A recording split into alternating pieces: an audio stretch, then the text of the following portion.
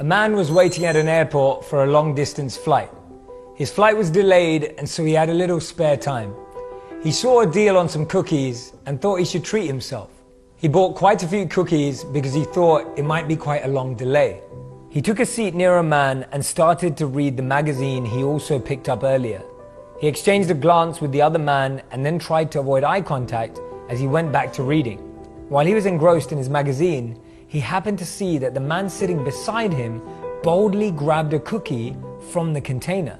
He initially ignored the incident to avoid a scene. He grabbed a cookie himself and went back to his magazine. But the man seemed to have enjoyed the cookie so much, he took another one and started eating it too. This continued for a while, and with each passing moment, he began to get more and more irritated. Every time he took a cookie, so did the other man. When the last cookie was left, the man nervously took that cookie and broke it in half. He offered the other to the man and smiled. The man took the cookie and could not believe the other man's nerve. He was thinking in his head, how ungrateful could that man be? The other man then left and took the container with him. This guy couldn't believe what had just happened. He was relieved when his flight was called. He gathered his belongings. As he lifted his bag, he saw that there was a full container of cookies right there. He was totally shocked, totally surprised. It caught him off guard.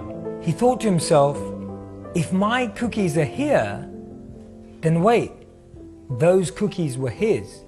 The other man had shared his cookies whilst he was thinking he was the one doing the sharing. Whilst he was angry and irritated, the other man was being generous and kind. He felt so bad for what had happened, but he couldn't find the other man anywhere and didn't know how to apologize. Things are not always as they appear. Sometimes we make quick assumptions about people, circumstances, and situations. We judge them, label them, and put them into a box, not recognizing that there is a much bigger picture.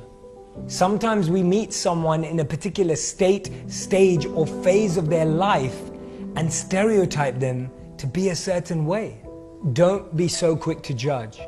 You never know when you might find yourself walking in someone else's shoes. And remember, the best apology is changed behavior.